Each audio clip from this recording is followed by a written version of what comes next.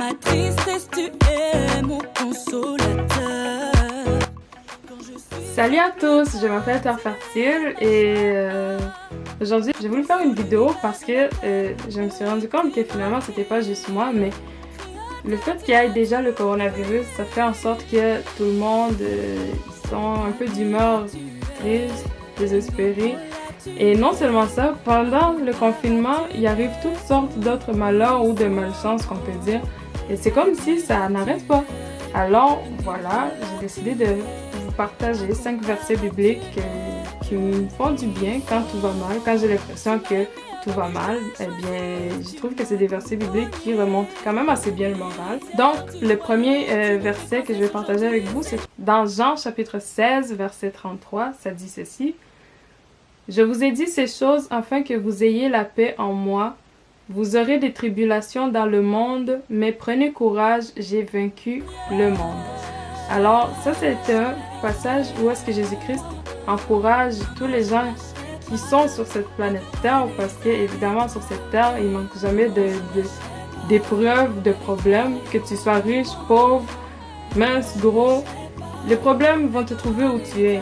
Comme il n'y a personne qui peut s'échapper des soucis. Et justement, Jésus-Christ lui-même il a expérimenté tout ce genre de choses, mais il nous dit de garder courage puisqu'il a réussi à vaincre le monde, ce qui prouve que ce n'est pas impossible de passer à travers. Donc, ça peut encourager dans le sens que, eh bien, on est capable, malgré que c'est des tribulations, que c'est des épreuves qui sont parfois très énervantes, mais on est capable de passer à travers. Le deuxième verset que j'aimerais partager avec vous se trouve dans Psaume chapitre 27, verset 10, et ça dit ceci. « Car mon père et ma mère m'abandonnent, mais l'Éternel me recueillera. » Je peux avouer que celui-ci peut sonner un petit peu tragique, mais c'est dans le sens que, moi je le prends dans le sens que, même si dans la vie, tout le monde semble nous abandonner, même si dans la vie, on peut se sentir seul, eh bien, il y a Dieu qui est toujours là, qui ne nous abandonnera pas.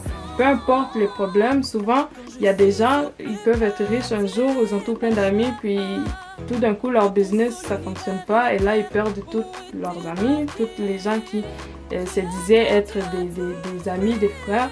Et bien, tous ces gens-là disparaissent de la même façon que la fortune disparaît, et on se retrouve seul. Mais Dieu, lui, ne regarde pas ta richesse, ne regarde pas quoi que ce soit. Dieu, lui, demeure là, même si les gens t'apprécient pour un but ou t'apprécient avec hypocrisie, eh bien, il y a Dieu que lui va rester là auprès de toi. Donc, moi, c'est dans ce sens-là que je vois ce verset.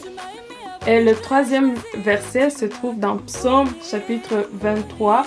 Je vous encourage de lire le Psaume 23 au complet parce que c'est vraiment une cantique qui fait en sorte que vraiment ça vient nous restaurer, quoi. Mais j'ai pris quand même le premier verset qui dit « L'Éternel est mon berger, je ne manquerai de rien ».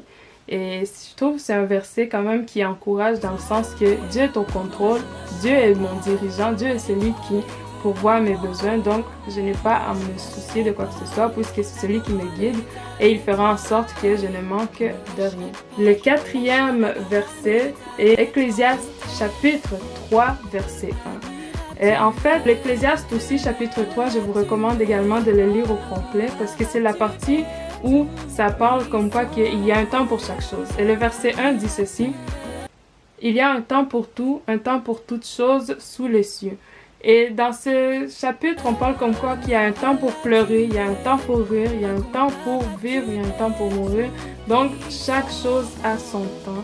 Et sache que l'épreuve que tu traverses également aussi a son temps fixe. Il ne va pas durer l'éternité, puisqu'il faudra à un moment donné qu'il y ait le temps pour rire, pour la joie. Donc, moi, ça m'encourage quand je vois ça, parce que, comme Dieu me disait, un mal de tête ne dure jamais l'éternité. Donc, chaque épreuve qu'on traverse, eh bien, ça a un temps. Oui, ça fait mal durant ce temps-là, mais au moins, il faut savoir qu'il est limité. Pour terminer, le cinquième verset que j'aimerais partager avec vous se trouve dans Romains chapitre 8, versets 35 à 39. Et ce verset-là, je l'ai partagé sur mon compte Instagram. En fait, c'est le verset qui parle de qui nous séparera de l'amour de Christ. Serait-ce la tribulation, ou l'angoisse, ou la persécution, ou la faim, ou la nudité, ou le péril, ou l'épée? Selon ce qu'il est écrit, c'est à cause de toi qu'on nous met à mort tous les jours, qu'on nous regarde comme des brebis destinées à la boucherie, mais dans toutes ces choses, nous sommes plus que vainqueurs par celui qui nous a aimés. Car j'ai l'assurance que ni la mort, ni la vie, ni les anges, ni les dominations, ni les choses présentes, ni les choses à venir, ni les puissances, ni la hauteur, ni la profondeur, ni aucune autre créature ne pourra nous séparer de l'amour de Dieu, manifesté en Jésus-Christ, notre Seigneur. Et tout ça pour dire que, en fait, nous n'avons pas à nous décourager de toutes sortes de toutes choses que nous voyons, sachant que nous avons un Dieu vivant et qu'il est capable de transformer toutes choses du jour au lendemain. La preuve, qui aurait pu penser que du jour au lendemain, le monde entier allait être mis enfermé dans leur maison. Pourtant, c'est arrivé, donc continuons à savoir que toute chose est possible et sachant que toute chose a son temps. Il y a un temps de liberté, il y a un temps de rire, il y a un temps de joie et sachant que rien, malgré toutes choses que nous pouvons traverser, rien ne pourra nous séparer de l'amour de Dieu.